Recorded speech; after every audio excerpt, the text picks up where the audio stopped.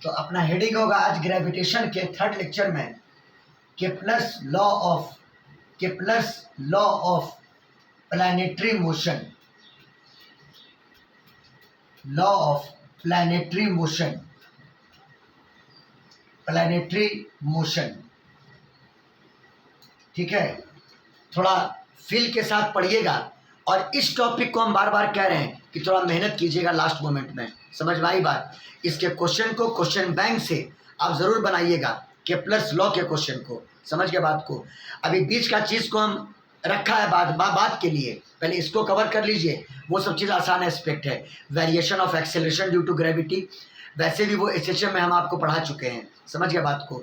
इसको आप बिल्कुल क्लियर कीजिए। देखिए, केप्लर का पहला लॉ क्या था? सुनो, ज़्यादातर लोग क्या करते हैं, एससीबी ने यही किया है कि उन्होंने सर्कुलर ऑर्बिट मान लिया है, तो बहुत सारा क्वेश्चन आपका नहीं बनेगा। समझ गए? आप नीट के क्वेश्चन बैंक में ही देख लीजिएगा, बहुत सारा क्वेश्चन आपका नहीं बनेगा। To the very good approximate जो उन्होंने कह दिया कि प्लैनेट सन के चारों ओर सर्कुलर ऑर्बिट में रिवॉल्व करता है, ठीक है, कैलकुलेशन सही है उसका, लेकिन आपका क्वेश्चन बहुत सारा नहीं बन पाएगा। तो मेन रिजल्ट क्या था कि every planet revolves around the sun in elliptical orbit with the sun at one of its focus। समझ गया बात को? Every planet revolves around the sun in elliptical orbit, ellipse में रिवॉल्व करता है और सन उसके एक फोकस पर होता है। पहले ये लॉ लिख लीजिए, फिर इलिप्स का जानकारी आपको हम देते हैं। लिखिए, every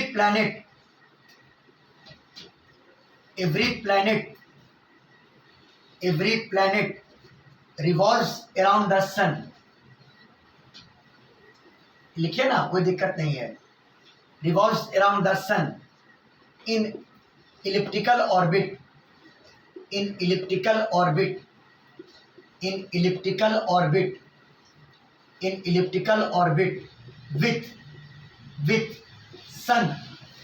with sun at one of its focus, है ना? सन उसके एक फोकस पर होता है। समझ गए? ये आपका पहला लॉ था, लेकिन इस लॉ को समझने के लिए हमको इलिप्स को समझना होगा हमको। देखिए, इलिप्स सर्किल तो ये है नहीं।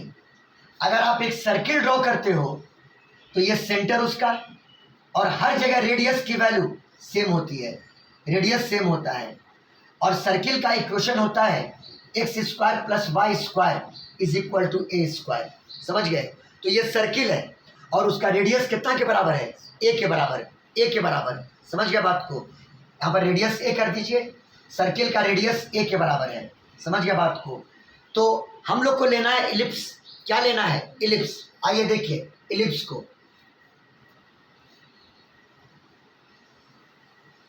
ये आपका इलिप्स हुआ, ये आपका क्या हुआ? इलिप्स। क्लियर है ये बात? ये मान लो इलिप्स का सेंटर है, वो मान लो इलिप्स का सेंटर है और इसके सेंटर से होते हुए दो म्यूचुअली परपेंडिकुलर लाइन आप ड्रॉ कीजिए।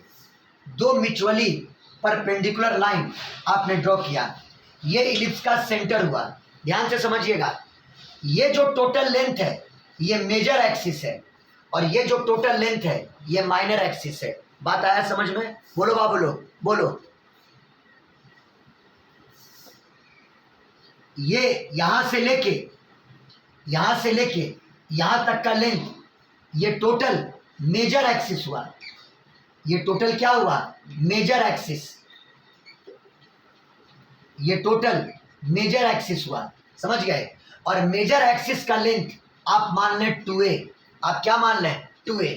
इसका मतलब ये लेंथ a हो गया और इधर भी ये लेंथ a हो गया। समझ गए? तो a को क्या बोलोगे? Semi major axis. क्या बोलोगे? Semi major axis, length of semi major axis. हाँ, a हो जाएगा सेमी मेजर एक्सिस का लेंथ, है ना? a हो जाएगा length of semi major axis, length of semi major axis. समझ गए? उसी प्रकार ये जो लेंथ है इसको आप कहोगे, या ये जो लाइन है इसको आप कहोगे माइनर एक्सिस। क्या बोलोगे? Minor axis.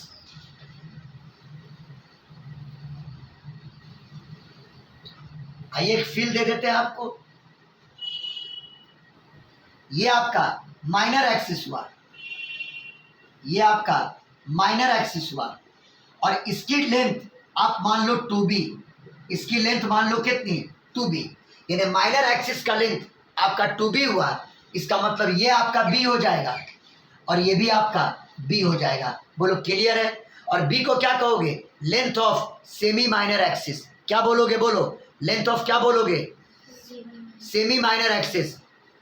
हाँ, length of semi minor axis, हाँ इसको कहोगे लेंथ। इस पर भी क्वेश्चन रहता है, length of semi minor axis, length of semi minor axis. जो रियल चीज है वही बता रहे हैं आप लोग को, length of semi minor axis. Clear है? चलिए, तो आप ए और बी को समझ गए। ए का मतलब length of semi major axis और बी का मतलब length of semi minor axis. अब कोई आपसे पूछेगा कि इलिप्स का इक्वेशन क्या होता है, इलिप्स का इक्वेशन क्या होता है, तो सुनिए, equation of ellipse, equation of ellipse, equation of ellipse x square by a square plus y square by b square is equal to 1। ये इलिप्स का इक्वेशन हुआ। X square by a square plus y square by b square is equal to कितना? 1। बोलो clear है? बोलो बा, बोलो बोलो। हाँ, और सुनिए सुनिए, एक इंपॉर्टेंट बात, इस पे एग्जाम पे क्वेश्चन पूछेगा कि बी और ए में क्या रिलेशन है, बी और ए में क्या रिलेशन है, तो सुन लीजिए, B square is equal to E square A square into 1 minus E square. याद रखिएगा, B square is equal to A square into 1 minus E square. कहोगे सर ई क्या है? ई को कहते हैं eccentricity of the ellipse. E को क्या बोलते हैं? Eccentricity of the ellipse. E को क्या बोलते हैं? बोलिए, ई को क्या बोलते हैं? Eccentricity of the ellipse, eccentricity of the ellipse.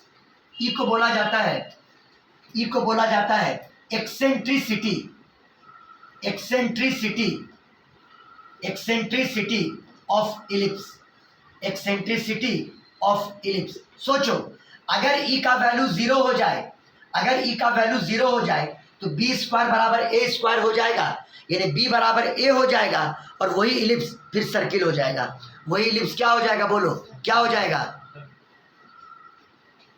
Circle हो जाएगा। अगर ई का वैल्यू 0 हो गया तो बी बराबर ए हो जाएगा, और वही इलिप्स आपका फिर क्या बन जाएगा? सर्किल बन जाएगा। बाकी लोग कोई रिस्पॉन्ड नहीं कर रहे हैं क्या क्लास में? बोलिए। और अगर रिस्पॉन्ड नहीं करना है तो क्लास के बाद आप नीट का क्वेश्चन बैंक खोल के देख लीजिएगा कि प्लस लॉ का। समझ में आया बात? आपको समझ में आ जाएगा कि इंपॉर्टेंस देना था कि नहीं देना था। हम साफ साफ बोलने वाले आदमी हैं। स्क्रीनशॉट लीजिए।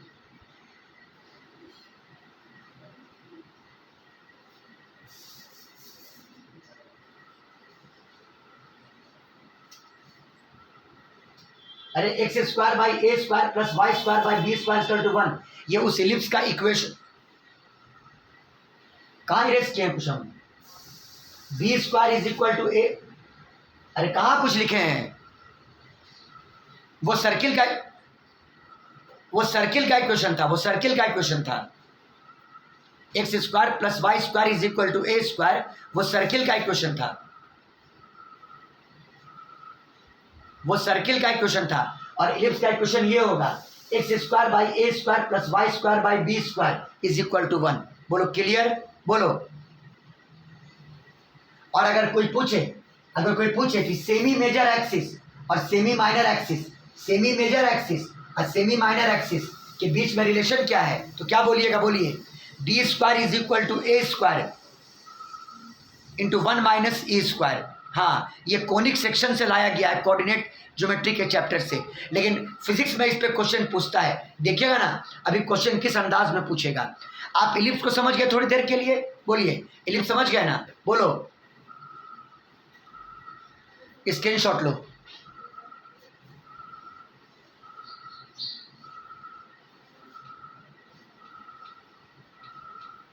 हो गया? बोलिए। अब देखिए, केपलर के पहले लॉ ने कहा कि प्लैनेट उसी इलिप्टिकल ऑर्बिट में मूव कर रहा है और सन उसके फोकस पर है। सुनिए, इलिप्स में दो फोकस होता है, इलिप्स में दो फोकस होता है, दो फोकस। तो सन किसी एक फोकस पे होगा, सन किसी एक फोकस पे होगा। देखिए, ये मान लो इलिप्टिकल ऑर्बिट, इलिप्स का ये सेंटर लिया, सेंटर से दो परपेंडिकुलर लाइन, आप इसको ओरिजिन मान लो, इसको एक्स एक्सिस मान लो और इसको आप वाई एक्सिस मान लो। पहला फोकस यहाँ पर और दूसरा फोकस बिल्कुल यहाँ पर है ना, यहाँ पे पहला फोकस और यहाँ पे दूसरा फोकस। आप इसको पहला फोकस कह दो, इसको दूसरा फोकस कह दो, इट डजेंट मैटर। बोलो क्लियर है? ये बताओ, आप अभी पढ़े हैं ये लंबाई ए के बराबर है, सुनो गौर से, ये लंबाई ए के बराबर है और ये ओरिजिन है आपका, यानी इसका कोऑर्डिनेट 0 0। और जब ये लंबाई ए के बराबर है तो इसका एक्स कोऑर्डिनेट ए हो जाएगा और वाई कोऑर्डिनेट 0 हो जाएगा। क्लियर? बोलिए बाबू लोग, 0 हो जाएगा। वैसे ही ये लंबाई ए के बराबर है लेकिन एक्स के अपोजिट सेंस में है, तो इसका एक्स कोऑर्डिनेट -a और वाई कोऑर्डिनेट 0 हो जाएगा। बोलिए क्लियर? बोलिए।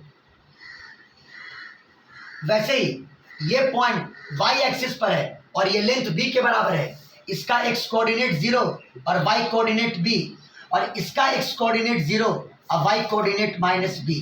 क्लियर है? चलो मान लेते हैं कि सन इसी जगह पर है, सन आपका इसी जगह पर है, समझ गए, इस फोकस पर है, और प्लैनेट इसी इलिप्टिकल ऑर्बिट में रिवॉल्व कर रहा है। प्लैनेट इसी, प्लैनेट मतलब अर्थ भी हो सकता है, ज़्यादातर तो अर्थ ही को कंसिडर करेंगे हम लोग।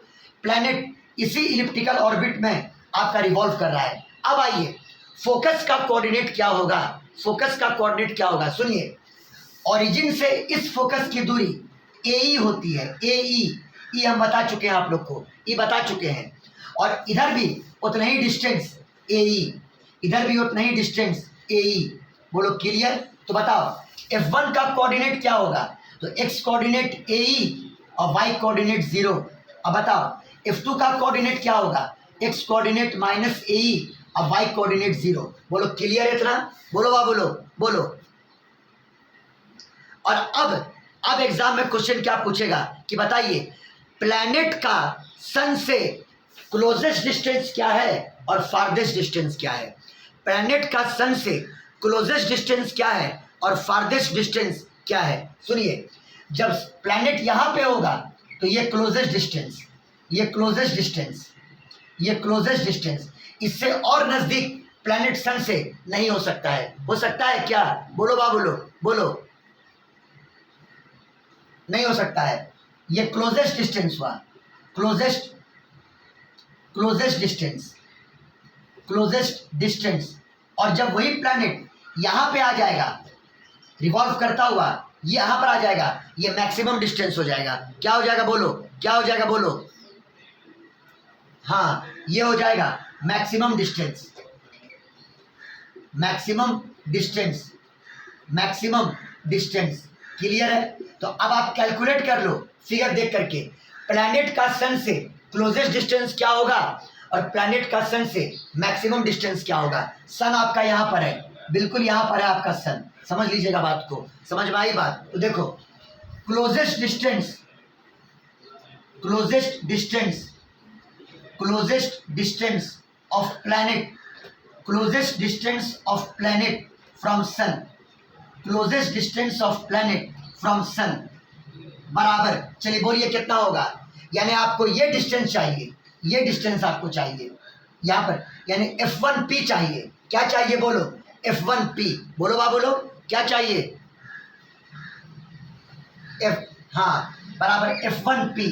और फिगर देख के बता दो कि F1P का वैल्यू क्या होगा।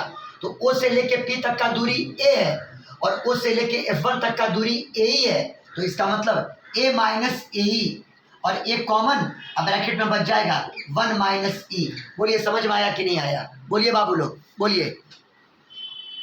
Yes sir.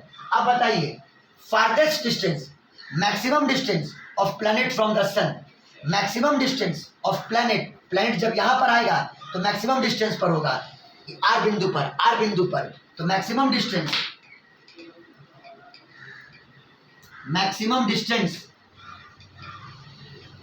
Maximum distance of planet from sun, maximum distance of planet from sun, बोलो कितना होगा? F1R, हाँ F1R बराबर ये डिस्टेंस A और ये डिस्टेंस AE, मतलब A plus AE। Very good Naga, तुमने आंसर दिया है, बोलो A into 1 plus E, A into 1 plus E। समझ में आया बात? इस पर क्वेश्चन आपको रहेगा, समझ गए? प्लैनेट का सन से मिनिमम डिस्टेंस और प्लैनेट का सन से मैक्सिमम डिस्टेंस, क्लियर है? ई के लिए टेंशन मत लो, ई का वैल्यू क्वेश्चन में दिया रहेगा, और ई की जो वैल्यू होती है वो हमेशा 0 से 1 के बीच में लाई करता है। ई का वैल्यू किसके बीच में होता है? बोलो 0 से 1 के बीच में, बोलो क्लियर है? बोलो हाँ। और सुनो, अगर सुनिए एक मैथ है, अगर ई का वैल्यू 1 से ज़्यादा हो गया तो ये पाथ कभी क्लोज नहीं हो पाएगा, पाथ ओपन हो जाएगा, यानी पैराबोलिक या तो हाइपरबोलिक हो जाएगा। बात आया समझ में? ये बात याद रखिएगा, जिंदगी में कभी ना कभी एग्जाम में ये काम आ जाएगा। जब तक ई का मान 1 से कम है पाथ क्लोज्ड है, पाथ क्लोज्ड है। अगर ई का मान 1 से क्या हो गया? ज़्यादा है, पाथ ओपन हो जाएगा, यानी वो बॉन्डेड नहीं रहेगा बल्कि वो स्केप कर जाएगा। बोलो समझ में आया कि नहीं आया? बोलो हाँ। चलिए स्क्रीनशॉट लीजिए।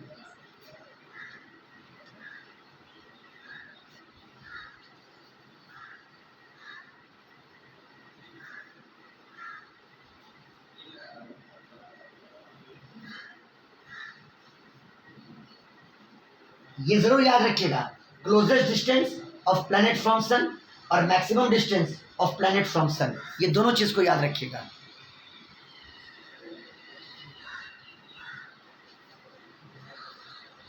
और आज देखना केप्लर्स लॉ का क्वेश्चन बैंक खोल करके, केप्लर्स लॉ का प्लैनेटरी मोशन का। खत्म तो नहीं होगा एक क्लास में, लेकिन देखिए पहला लॉ आप समझ गए, पहला लॉ आप समझ गए। दूसरा आइए second law, second law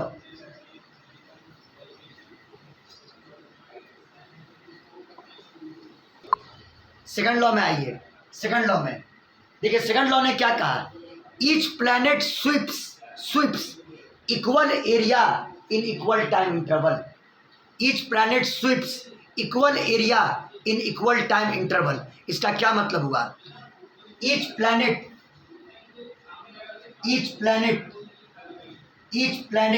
sweeps SWEEPS equal area in equal interval of time, in equal interval of time, in equal interval of time, equal interval of time, equal interval of time। बोलो clear, बोलो clear. या इसको ऐसे भी कह सकते हो कि प्लैनेट का जो एरियल वेलोसिटी होगा, एरिया से बना एरियल, प्लैनेट का जो एरियल वेलोसिटी होगा वो कांस्टेंट होगा।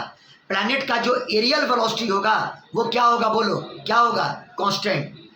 एरियल, हाँ एक minute, areal velocity of planet, areal velocity of planet, areal velocity of planet is constant, areal velocity of planet is constant. पहले इसको समझ लीजिए कि ये लॉ क्या क्या रहा है। सुनो सुनो ध्यान से। मान लीजिए ये कोई इलिप्टिकल ऑर्बिट है ना? ये मेजर एक्सिस, ये माइनर एक्सिस, ये सेंटर। सन फोकस पर है, सन किसके? एक फोकस पर है, समझ लो ये फोकस है। हालांकि 2 फोकस है, अब बार बार दोनों को बनाने की जरूरत नहीं है। मान लो एक प्लैनेट मान लीजिए P से Q पर आया 10 सेकंड में। चलिए एक ये लिया मोशन उसका, बोलो ना। और वही प्लैनेट मान लो R से S पर आया 10 सेकंड में, R से S पर आया 10 सेकंड में, R से S पर आया 10 सेकंड में। जरा गौर करो, है ना? दोनों जगह टाइम बराबर लिए, दोनों जगह टाइम क्या लिए? बराबर। तो प्लैनेट जब P से Q पर आया, समझिए बात को, प्लैनेट जब P से Q पर आया 10 सेकंड में, तो आप P से S को मिला दो और Q से S को मिला दो, सन से मिला दो, है ना? ये एरिया कैलकुलेट कर लो। अरे बोलो ना जी। वैसे ही प्लैनेट R से S पर आया 10 सेकंड में, R से S को मिला दो और एस से एस को मिला दो, बोलो क्लियर। और ये एरिया कैलकुलेट कर लो, मालूम है दोनों एरिया बराबर होगा। समझ में आया कि नहीं आया? बोलिए बोलिए, समझ में आया कि नहीं आया? समझ में आया कि नहीं आया? बोलिए। हाँ, अगर इस एरिया का नाम दे दें A1 और इस एरिया का नाम दे दें A2, तो दोनों एरिया इक्वल होगा, यानी A1 बराबर कितना? A2। यही कहने का मतलब हुआ each planet sweeps equal area in equal interval of time, है ना। आप कहीं और ले लीजिए, मान लीजिए प्लैनेट T से U पर आया, प्लैनेट T से U पर आया और टाइम कितना लगा? 10 सेकंड। हर जगह बराबर टाइम ले रहे हैं, हर जगह क्या ले रहे हैं? बराबर टाइम। अब T को मिला दो S से, सन से, और U को मिला दो S से, है ना। और फिर आप इस एरिया को कैलकुलेट कर लीजिए। इसका एरिया का वैल्यू अगर A3 मान लिया तो A1 बराबर A2 बराबर किसके? A3। बोलो क्लियर। अब जब ये क्लियर हो गया, बोलिए बाबू बोलिए। चलिए इसका स्क्रीनशॉट लीजिए ताकि ये फिल देगा, आपको फिल देगा।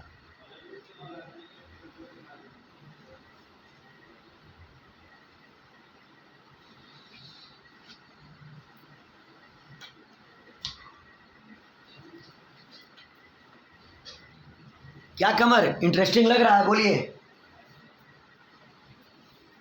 चलिए आइए, हाँ अब इस चीज को प्रूफ करते हैं। इस चीज को अब हम लोग प्रूफ करते हैं। प्रूफ बहुत जरूरी है, प्रूफ करोगे तो फील आएगा आपको, समझ गए बात को। और उसके बाद एक बड़ा इंपॉर्टेंट आपको डिडक्शन हम बताएंगे, इसका रिजल्ट बताएंगे आपको। चलिए, प्रूफ जरूरी है इसका। अब ये मत कहना कि प्रूफ मत कीजिए, रिजल्ट हो गया, क्वेश्चन नहीं बनेगा उससे। ये मान लो इलिप्टिकल ऑर्बिट, ये मेजर एक्सिस, ये माइनर एक्सिस, ये सेंटर। अब मान लो सन उसके फोकस पर है, ये सन कहां पर? फोकस पर, ठीक है। मान लो किसी टाइम पर प्लैनेट आपका पी पर है, प्लैनेट कहां पर है? पी पर। At a certain time planet is at point P. Let at a certain time, एकदम आराम से रहना, बड़ा इंपॉर्टेंट चीज आने वाला है, समझ गए। Let at a certain time the planet is at P, the planet is at P। Planet कहां पर है? P पर। और मान लो P पर उसकी वेलोसिटी v के बराबर है। P पर उसकी वेलोसिटी कितने के बराबर है? बोलो कितने के बराबर है? बोलो v के बराबर, v के बराबर। मान लिया P पर उसकी वेलोसिटी v के बराबर है। क्या है? 1/2 मीटर। क्या क्या बोल रहे हो कमर?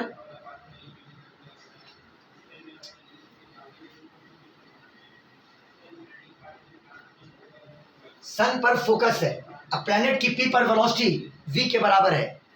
मान लो p का सन के रिस्पेक्ट में मैंने पोजीशन वेक्टर लिया r वेक्टर, मैंने पोजीशन वेक्टर लिया r वेक्टर।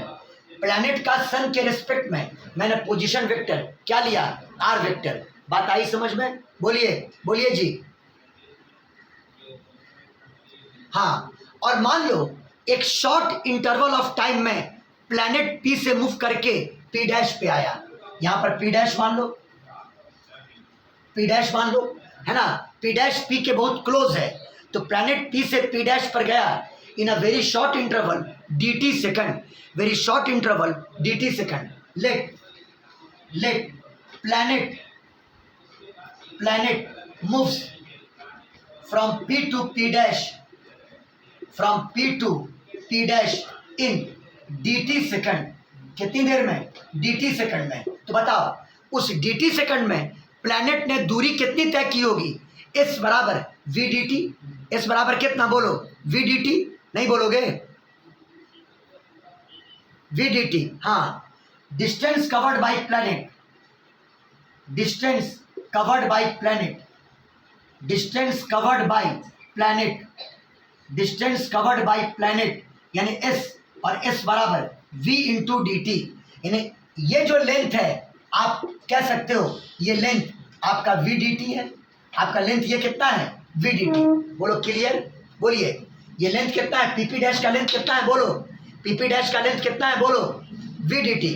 अब आप क्या करो, अब आप क्या करो कि जैसे P को आपने S से मिलाया, P डैश को भी आप S से मिला दो, और P डैश को भी आप S से मिला दो, और ये एरिया आप कैलकुलेट कर लो, ये एरिया आप कैलकुलेट कर लो। बोलो क्लियर है? ये वाला एरिया आप कैलकुलेट करने की कोशिश करें। समझ में आई बात? अच्छा एक और बात, अगर आर वेक्टर को हम आगे प्रोड्यूस कर दें, आर वेक्टर को हम अगर आगे प्रोड्यूस कर दें, ये पॉइंट पी है, तो मान लो आर वेक्टर और वी वेक्टर दोनों के बीच का एंगल थीटा 90 डिग्री नहीं, ये सर्कुलर पाथ नहीं है कि रेडियस और टेंजेंट के बीच का एंगल 90 डिग्री, ये इलिप्टिकल पाथ है।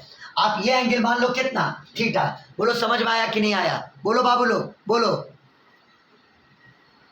Yes sir. अब क्या करो, आप एक ट्राइंगल को पकड़ो एस पी पी डैश, आप एक ट्राइंगल को पकड़ो एस पी पी डैश। देखो एस पी पी डैश,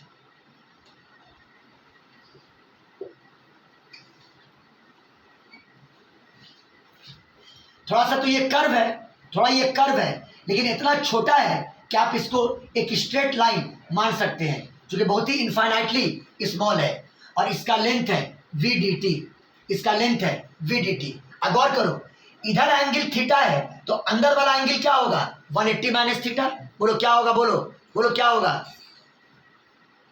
हाँ, यानी ये एंगल 180 माइनस थीटा, ये एंगल 180 माइनस थीटा अलग से निकाल लेते हैं, ये एंगल 180 माइनस थीटा है ना। इस ट्रायंगल का अगर एरिया आपको निकालना है, आप करो क्या कि P से इस बेस पर एक परपेंडिकुलर गिरा दो। लो थोड़ा सा और फैला के बना देते हैं। लो ये एक परपेंडिकुलर मैंने PM गिरा दिया SP पर। बोलिए, तो एरिया निकालने के लिए, एरिया निकालने के लिए half into base into height होगा ना। बोलो बोलो बाबू लोग बोलो। अरे एरिया निकालने के लिए ये लोग चुप काहे हो जाता है भाई? Half into base into height, खाली पढ़ने का शौक है, टॉपिक क्लास में रिएक्ट करने का शौक नहीं है जरा सा भी। Half into base into height, बोलो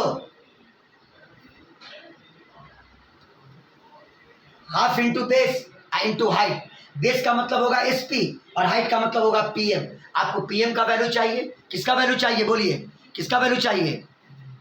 PM का। हाँ आपको SP ऑलरेडी मालूम है R, आपको SP ऑलरेडी मालूम है R, खाली आपको PM का वैल्यू चाहिए। सुनिए, ट्रायंगल PM, इसका नाम भी P दे दिया, P डैश दो ना, P dash. Triangle P dash MP में, in triangle P dash MP, ये बताओ साइन 180 माइनस थीटा बराबर P by h, P by h sine 180 minus theta, और ये बराबर P का मतलब P डैश M अब बटा H का मतलब V डी टी। और मेरा कितना बार पढ़ाया हुआ है, sine 180 minus theta sine theta होता है, साइन थीटा बराबर P डैश M अब बटा कितना V डी टी। और बताओ P डैश M का वैल्यू क्या हो जाएगा, साइन थीटा इंटू कितना V डी टी। बोलिए सबको समझ में आया कि नहीं आया? बोलिए सबको समझ में आया कि नहीं आया? बोलिए। और अब बताओ एरिया का वैल्यू कितना होगा, मतलब DT सेकंड में प्लैनेट P से P डैश पर गया था, तो इतना ही एरिया उसने स्वीप किया। बताओ उस एरिया का वैल्यू क्या होगा? एरिया DA बराबर हाफ इंटू बेस, बेस का मतलब कौन होगा SP, बेस का मतलब SP, बेस का मतलब SP, और हाइट का मतलब P डैश M, हाइट का मतलब P डैश M। बोलो कोई दिक्कत? बोलो बोलो कोई दिक्कत? हाँ तो DA बराबर हाफ इंटू, बोलो SP की वैल्यू कितनी R, और P डैश M की value sine theta V D T, sign theta into V D T. सबको समझ में आ गया होगा? बोलो क्लियर? बोलो जी बोलो। हाँ तो DA बराबर एरिया बराबर इतना आया जो उसने DT सेकंड में स्विफ्ट आउट किया। हमको ये अच्छा है, अब आप निकाल लो DA बाई DT, यही तो कहलाएगा एरियल वेलोसिटी, है ना, एरियल वेलोसिटी। और उसी को प्रूफ करना है कि वो कांस्टेंट है, उसी को प्रूफ करना है कि वो क्या है, कांस्टेंट है। तो DA बाई DT बराबर DA बाई DT नीचे आ गया, यानी 1/2R into sine theta into V, into sine theta into V। इसको मान लिया equation number 1। DA by DT की वैल्यू आ गई। r/2 sign theta into we. सबको कोई दिक्कत? बोलो बाबू लोग, बोलो बोलो कि बाउंस मार गया, बाउंस मार। अगर रियल पढ़िएगा तो बाउंस मार रहा होगा। बोलिए कि हम सर्कुलर पढ़ाएं, सर्कुलर पढ़ाएं, क्वेश्चन नहीं बनेगा उससे।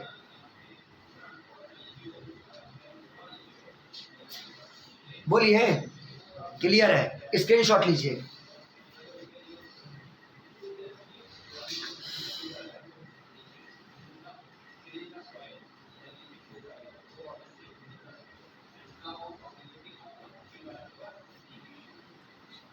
अब ये साबित करना है कि ये कांस्टेंट है ना।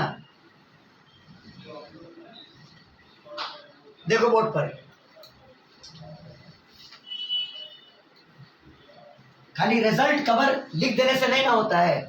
dA/dt इज इक्वल टू आया r/2 sign theta into we, है ना। अब ये बताओ कि प्लैनेट का सन के रिस्पेक्ट में अगर सन को रिफरेंस पॉइंट ले लें तो एंगुलर मोमेंटम क्या होगा? r cross m v. Formula r cross कितना? बोलो, r क्रॉस एम वी। हाँ, अगर सन को रिफरेंस पॉइंट ले लें तो angular momentum of planet, angular momentum, angular momentum of planet, angular momentum of planet around sun, angular momentum of planet around sun, यानी L vector बराबर r vector across m v vector. Figure देख के बताओ, r vector और v vector दोनों के बीच में एंगल कितना है? थीटा। कितना एंगल है? थीटा। ये बराबर M V R into sine theta, M V R into कितना? Sine theta. यहां गौर करो क्या क्या है, आर साइन थीटा वी, हाँ M V R sine theta. चलिए यहां देखिए क्या क्या है, आर साइन थीटा वी, तो आर साइन थीटा वी को निकालो एल के टर्म में, तो आर साइन थीटा वी बराबर, आर साइन थीटा वी बराबर L by V, L by M, L by m. और इस चीज को इक्वेशन 1 में पुट कर दो। कहां पुट कर दो? इक्वेशन 1 में। Put it in, put it in, put it in equation number first. Clear है? तो dA/dt, dA/dt बराबर इसका वैल्यू कितना? बोलो L बाई एम। कितना? L by m. तो 2 पहले से है तो बोलो क्या आ गया? L/2m। क्या आ गया? बोलो L/2m। L क्या है? Angular momentum. अब तुम जानते हो कि यहाँ, एक मिनट, और आप जानते हैं कि एंगुलर मोमेंटम यहाँ पे कंजर्व्ड है, एंगुलर मोमेंटम यहाँ पे कंजर्व्ड है। क्यों? गौर करो, प्लैनेट पर जो भी फोर्स लग रहा है वो सन के द्वारा ग्रेविटेशनल फोर्स, प्लैनेट के द्वारा, प्लैनेट पर जो भी फोर्स लग रहा है, सुनो, ये सन और ये प्लैनेट, प्लैनेट पर जो भी फोर्स लग रहा है वो सन के द्वारा ग्रेविटेशनल फोर्स। अब सुनो, तो सन के रेस्पेक्ट में फोर्स का टॉर्क क्या होगा? फोर्स का टॉर्क क्या होगा? 0। आयशा, ये फोर्स सन से पास कर रहा है, हाँ, फोर्स का टॉर्क 0 हो जाएगा। और जब टॉर्क 0 तो एंगुलर मोमेंटम क्या होता है? कांस्टेंट होता है कि नहीं होता है? बोलो बोलो, होता है कि नहीं होता है? अगर टॉर्क 0 तो एंगुलर मोमेंटम क्या होता है? बोलिए, एंगुलर मोमेंटम क्या होता है? कांस्टेंट। इसका मतलब ये एल, इसका मतलब ये एल कांस्टेंट है। अब प्लेनेट का मास भी कांस्टेंट है, तो ऊपर में कांस्टेंट और नीचे में भी कांस्टेंट। अब बताओ, कांस्टेंट बाय कांस्टेंट क्या आ गया? कांस्टेंट आ गया। प्रूफ हो गया। बोलिए केपलर का सेकंड लॉ, बोलो समझ में आया कि नहीं आया? बोलिए, सबको प्रूफ हुआ? केपलर का सेकंड लॉ आपको मैंने आपके सामने प्रूफ कर दिया। और हाँ, एग्जाम के लिए याद रखना, एरियल वेलोसिटी L/2m, L मतलब एंगुलर मोमेंटम और m मतलब प्लैनेट का मास, इसको याद रखना। L अपॉन कितना? 2m। रट लो, एरियल वेलोसिटी ऑफ प्लैनेट कितना? बोलो कितना? L/2m। हाँ, L/2m। अरे आज ही आप बुक खोल के देख लीजिएगा, अभी तो 2-3 लेक्चर बाकी है इसका। स्क्रीनशॉट लीजिए।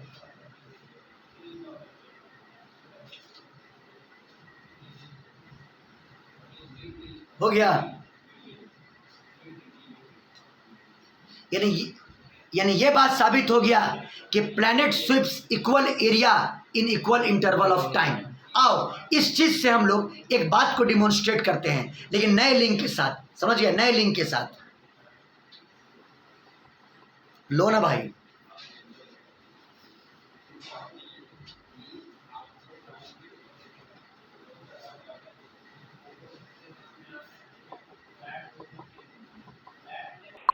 आप ये तो साबित कर दिए कि planet sweeps equal area in equal interval of time. आइए एक चीज दिखाते हैं आपको।